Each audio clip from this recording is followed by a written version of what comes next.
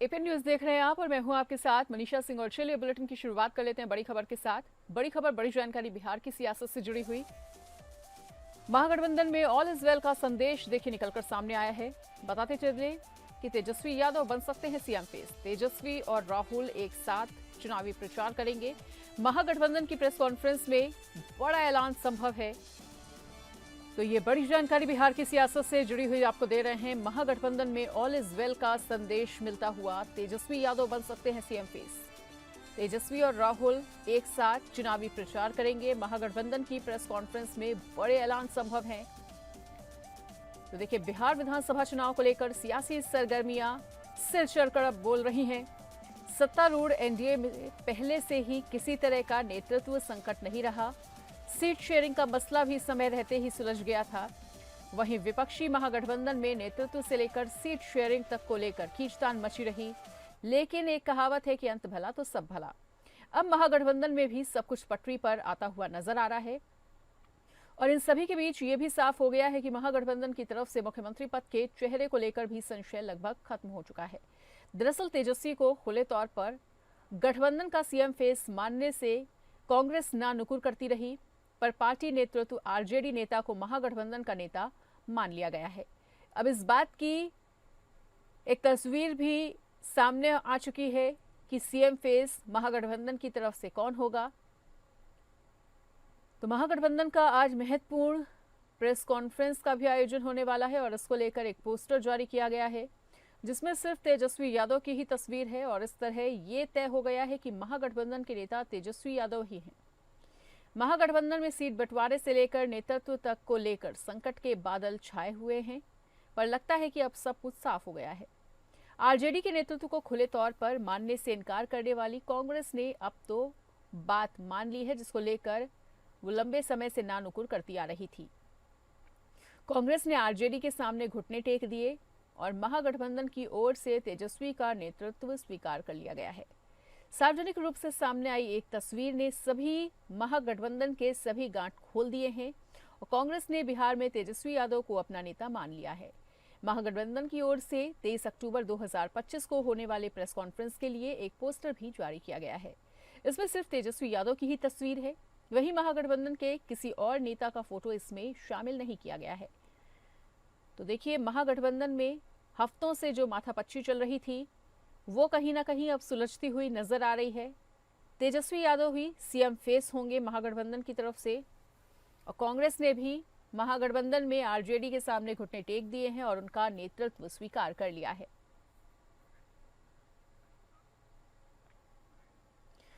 और इस बीच हमारे साथ हमारे इनपुट हेड मनीष राज सिंह जुड़ चुके हैं ज्यादा जानकारी के लिए। तो मनीष, देखिए, हफ्तों भर की माथापच्ची और आखिरकार निपटारा हो चुका है। जो पेच फंसा हुआ था वो भी अब उस पे से अभी बादल छटते हुए फिलहाल अब महागठबंधन की तैयारियों के सामने एनडीए की चुनौतियां किस तरह से बढ़ती हुई? सही बताया कि महागठबंधन की जो तस्वीर है वो साफ नहीं है, लेकिन मैं आपको बता रहा हूँ कि अभी भी बहुत कुछ कहना बाकी है और समझना बाकी है। क्योंकि अभी महागठबंधन के पहले जो तस्वीर लगाई गई है इसी से पहले, उसमें तेजस्वी की फोटो है, पप्पू की, राहुल गांधी की नहीं। इस पर पप्पू यादव का कमेंट आया है कि राहुल गांधी की फोटो पर ही वोट पड़ेंगे। जो तेजस्वी को सीएम बनाने का पेज था वो लगता है बहुत हद तक सुलझ गया है, क्योंकि देर रात तक अशोक गहलोत जो इस काम के लिए नियत किए गए थे, उन्होंने आरजेडी प्रमुख लालू यादव और तेजस्वी यादव से मुलाकात की और जिनके साथ में अल्लाह वरू भी थे। अल्लाह वरू भी ये माना जाता है कि इस पूरे घटनाक्रम में एक अहम कड़ी थे, जो तेजस्वी यादव को मुख्यमंत्री घोषित नहीं करने के लिए अड़े हुए थे। लेकिन अब शायद इस बात पर समझौता हो गया है कि महागठबंधन ने तेजस्वी यादव को सीएम घोषित किया जाएगा महागठबंधन की ओर से, और यही संकेत है कि सिर्फ तेजस्वी यादव की तस्वीर लगाई गई है। जी ठीक है मनीष, तमाम जानकारी को साझा करने के लिए आपका बहुत बहुत शुक्रिया।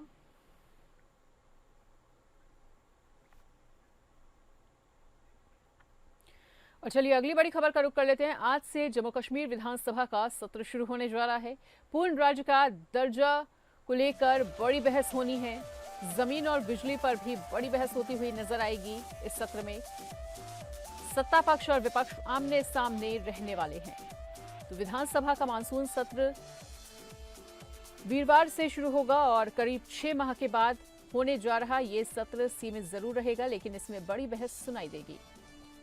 सत्ता पक्ष और विपक्ष दोनों ने ही सत्र को लेकर तैयारियां शुरू कर दी हैं और सदन से एक विधायक अधिकतम 10 सवाल पूछ सकेगा। 450 सवाल सदन में उठने वाले हैं और 13 प्राइवेट मेंबर्स बिल और 55 प्रस्ताव भी विधानसभा को भेजे गए हैं। बीते 6 माह में हुए तमाम बड़े घटनाक्रमों पर राजनीतिक दलों ने सदन में प्रस्ताव भेजकर चर्चा मांगी है और मंत्रिमंडल ने बीते दिनों Panchayati Raj act 1989, shop and business establishment bill और गुड्स एंड सर्विसेज 2017 में बदलाव को लेकर मंजूरी दी गई है। इसके बाद तीनों बिलों को विधानसभा में भेजा गया है और प्रदेश सरकार सदन में इन बिलों को पारित कर सकती है।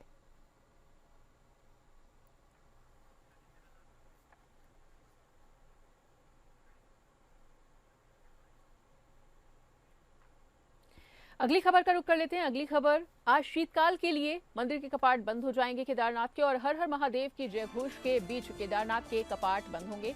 बताते चले कि सभा मंडप में डोली जो है वो विराजमान हो चुकी है और अब शीतकालीन चारधाम यात्रा शुरू होगी।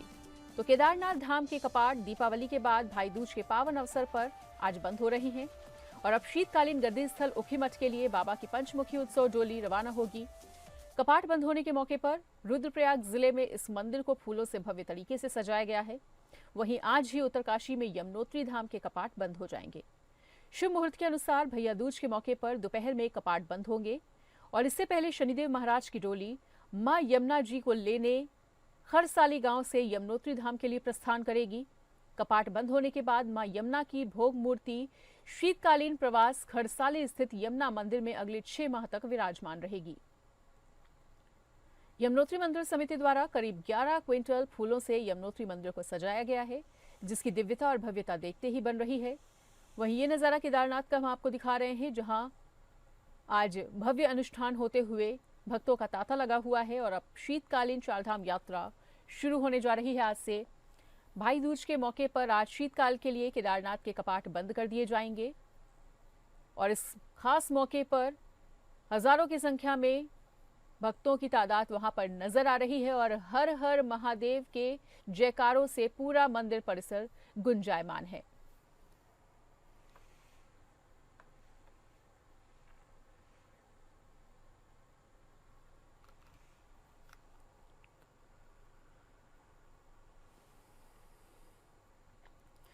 तो केदारनाथ धाम के कपाट आज शीतकाल के लिए बंद कर दिए जाएंगे और बताते चले कि हर हर महादेव के जयकारों से पूरा मंदिर परिसर गुंजायमान है।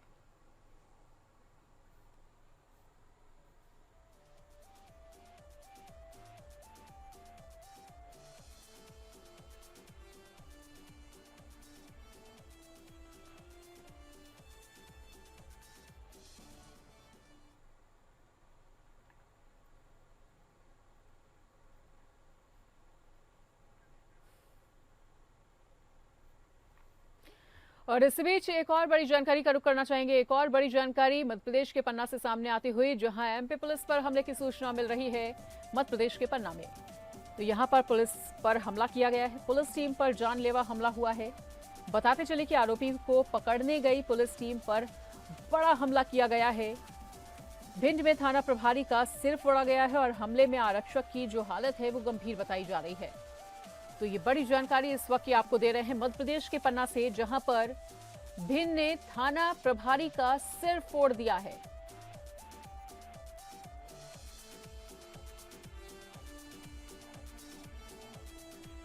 तो मध्य प्रदेश के पन्ना जिले में पुलिस टीम पर जानलेवा हमला किए जाने की सनसनीखेज घटना सामने आई है और मामला ब्रिजपुर थाना क्षेत्र के ग्राम गजना धर्मपुर का है, जहां आरोपी को गिरफ्तार करने गई पुलिस टीम पर ग्रामीणों ने कुल्हाड़ी, लाठी और डंडों से हमला कर दिया।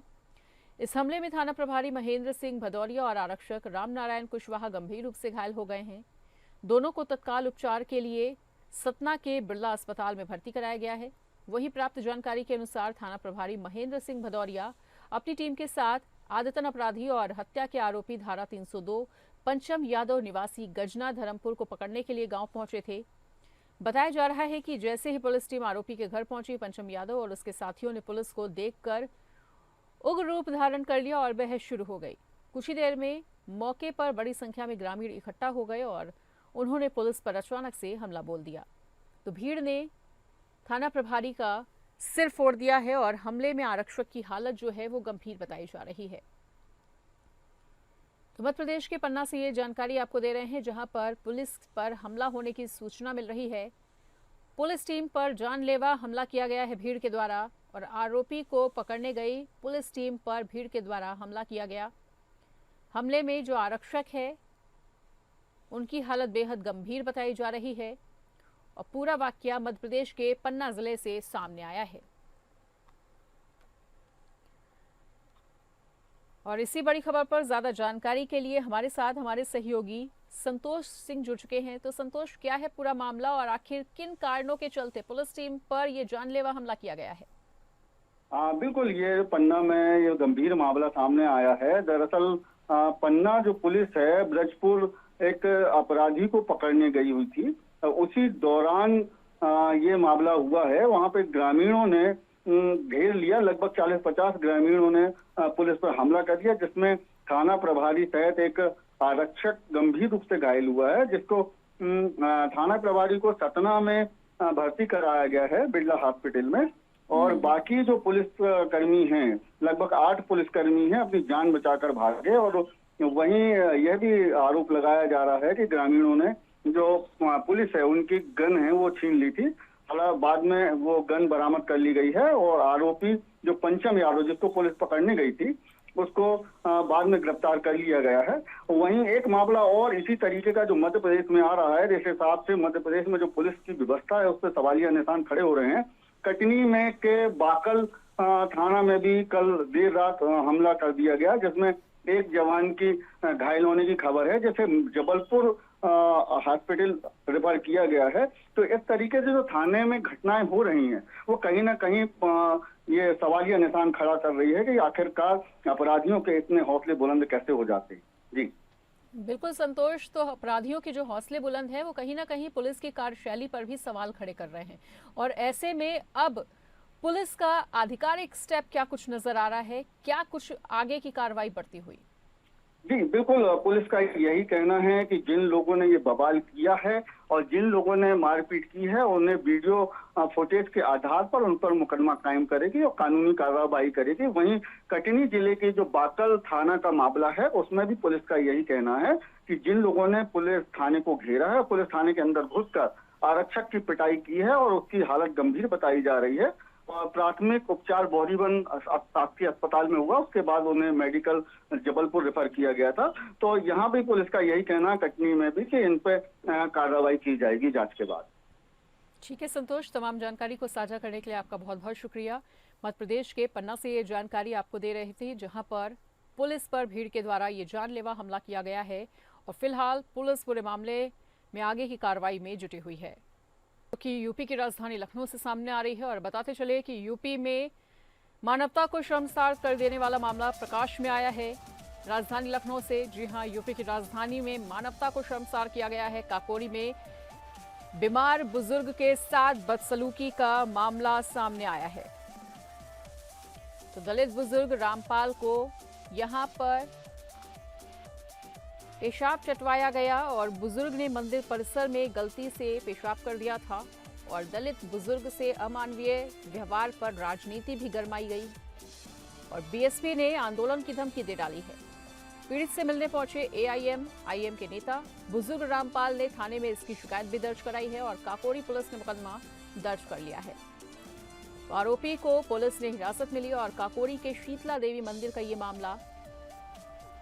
तो राजधानी लखनऊ के काकोरी इलाके में दलित बुजुर्ग के साथ मंदिर परिसर में की गई अमानवीय हरकत को लेकर उत्तर प्रदेश की सियासत अब पूरी तरीके से गरमाती हुई नजर आ रही है। आरोप है कि शीतला माता मंदिर के पास बीमारी से पीड़ित बुजुर्ग रामपाल से स्थानीय दुकानदार स्वामीकांत उर्फ पम्मू ने न केवल जाति सूचक गालियां दी बल्कि उन्हें जबरन पेशाब चाटने और मंदिर परिसर धुलवाने पर मजबूर किया। पुलिस ने आरोपी को फिलहाल गिरफ्तार कर लिया है और उस पर SC/ST एक्ट सहित भारतीय दंड संहिता की संबंधित धाराओं में केस दर्ज किया गया है। डीसीपी पश्चिम रीमा प्रसाद ने बताया है कि घटना की गंभीरता को देखते हुए जांच तेज कर दी गई है। डिप्टी सीएम ब्रजेश पाठक ने कहा कि दोषी को किसी भी हाल में बख्शा नहीं जाएगा और सरकार दलितों और कमजोर वर्गों की सुरक्षा को लेकर पूरी तरह से प्रतिबद्ध है। तो देखिए, हाल ही में अभी एक ऐसी फिल्म भी आई थी जिसमें इसी मुद्दे को गंभीरता से उठाया गया था, लेकिन तब फिल्म देखने वाले दर्शकों का ऐसा कहना था कि फिल्म में शायद कुछ अधिक दिखाया गया है। लेकिन फिल्म पर ही आधारित घटनाएं अब देश के कोने कोने से निकलकर सामने आने लगी हैं। कुछ ऐसा ही वाकया मध्य प्रदेश में भी सामने आया था कल, और आज यूपी की राजधानी से ये मामला अपने आप में काफी ज्यादा शर्मसार कर देने वाला मामला है। और इस बीच हमारे साथ हमारे विशेष संवाददाता आनंद सिंह जुड़ चुके हैं ज्यादा जानकारी के लिए। तो आनंद, देखिए, दलित वर्ग के साथ लगातार अमानवीय घटनाएं सामने आ रही हैं। आखिरकार क्यों इस तरह की घटनाओं में लगातार इजाफा होता चला जा रहा है, और ये जो पूरी घटना सामने आई है, इस मामले में कारण क्या कुछ रहा और पुलिस का आधिकारिक बयान क्या कुछ? बिल्कुल, देखिए, ये पूरा जो मामला है वो सोमवार का है और ये काकोरी, लखनऊ में, राजधानी लखनऊ में एक जगह है काकोरी, जहाँ पर ये मंदिर स्थित है, जहाँ पर ये घटना हुई है, जिसका आपने अभी जिक्र किया है। हालांकि पुलिस ने इस मामले में जो आरोपी था उसको गिरफ्तार कर लिया है और पुलिस के मुताबिक जो विधि सम्मत कार्रवाई है वो उसके खिलाफ की जा रही है। हालांकि इन सबके बीच चूंकि ये मामला एक दलित वृद्ध व्यक्ति से, समुदाय के व्यक्ति से जुड़ा हुआ था, तो इसमें पॉलिटिसाइज हो गया है, राजनीतिक रंग इस पूरे मामले में ले लिया है। और उसके बाद से ही, इस घटना के सामने आने के बाद से ही, जो तमाम सियासी दल हैं उनके नेताओं का लगातार पहुंचना उस बुजुर्ग के घर पर जारी है और यही वजह है कि अब ये मामला लगातार सुर्खियों में बना हुआ है। हालांकि पुलिस की जहां तक बात है, शासन प्रशासन की बात है, तो जो आरोपी व्यक्ति था उसको पकड़ लिया गया है और उसके खिलाफ कार्रवाई की जा रही है। आनंद, आपको नहीं लगता है कि कहीं ना कहीं इस मामले के सामने आने के बाद राजनीतिक बू भी आने लगी है? बिल्कुल, जैसा मैंने जिक्र किया कि जब से ये घटना सामने आई है उसके बाद से ही, चाहे वो समाजवादी पार्टी हो, चाहे वो कांग्रेस के नेता हो, चाहे वो आम आदमी पार्टी हो या ओवैसी की पार्टी हो, तमाम जो नेता हैं वो उस बुजुर्ग के घर पहुंच रहे हैं, अपनी अपनी तरफ से अपनी बात रख रहे हैं। भारतीय जनता पार्टी के भी जो मोहनलालगंज के पूर्व सांसद रहे हैं कौशल किशोर, उन्होंने भी पीड़ित बुजुर्ग से मुलाकात की है, उन्हें ढांढस बताया है और जो कार्रवाई की बात है पुलिस की तरफ से उसकी बात उन्होंने कही है। लेकिन कहीं ना कहीं क्योंकि ये मामला एसटी समाज के एक व्यक्ति से जुड़ा हुआ है, तो ऐसे में जाहिर से तौर पर ये पूरे मामले ने एक राजनीतिक रंग ले लिया है और अब आरोप प्रत्यारोप की राजनीति शुरू हो गई है। ठीक है आनंद, तमाम जानकारी को साझा करने के लिए आपका बहुत बहुत शुक्रिया।